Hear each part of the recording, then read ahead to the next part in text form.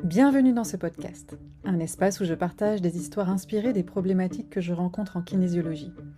Des récits transformés, anonymes, mais porteurs de vérités humaines que nous traversons tous. Émotions, blocages, prise de conscience, élan nouveau. À travers ces histoires, j'espère t'offrir un moment pour réfléchir, ressentir et peut-être te reconnaître. Installe-toi, l'histoire commence. C'est l'histoire d'un jeune garçon, Hugo, 10 ans, dont la colère et les émotions débordent sur le quotidien avec son entourage. Avoir des émotions, c'est ok. Cela fait partie de notre quotidien à tous. La colère, la tristesse, la joie, la timidité. Parfois, certaines d'entre elles ne sont pas évidentes à vivre, déjà pour soi, mais aussi pour l'entourage proche ou le monde extérieur, adultes, enseignants, encadrants, enfants. Et quand nous avons une sensibilité, cette sensation peut être décuplée. Aussi, selon notre parcours de vie, notre culture ou notre culture familiale, nous exprimons nos émotions tous différemment et nous pouvons avoir des difficultés à comprendre celles des autres. Hugo est en colère depuis le retour de l'école et cela ne se calme pas. Son corps a besoin que ça sorte car il n'a pas eu l'occasion d'exprimer tout ce qu'il a ressenti. Alors, tout le monde à la maison reçoit un peu ses émotions sans comprendre pourquoi.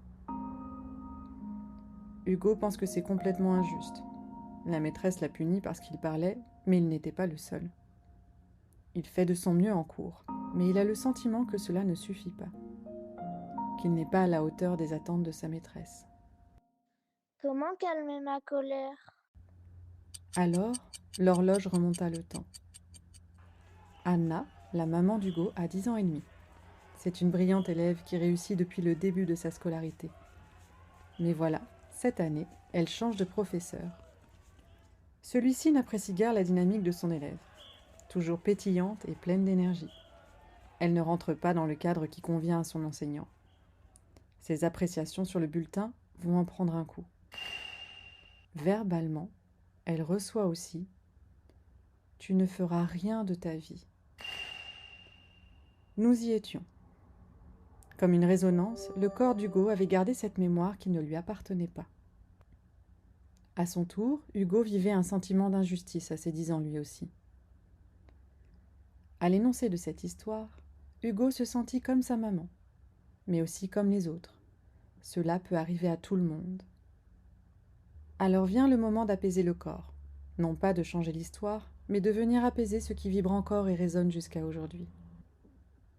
En accompagnement des méthodes de kinésiologie, certaines lectures de textes ou des histoires que je crée participent aussi aux séances. Le corps avait besoin d'écouter celui-ci. Cet après-midi, Jeanne en avait plus que marre de l'école. La colère montait de plus en plus jusqu'à ce que cela devienne insupportable. La cloche retentit. Jeanne courut dans la cour pour se libérer. Vive la récréation! Chaque mot ici avait tout son sens.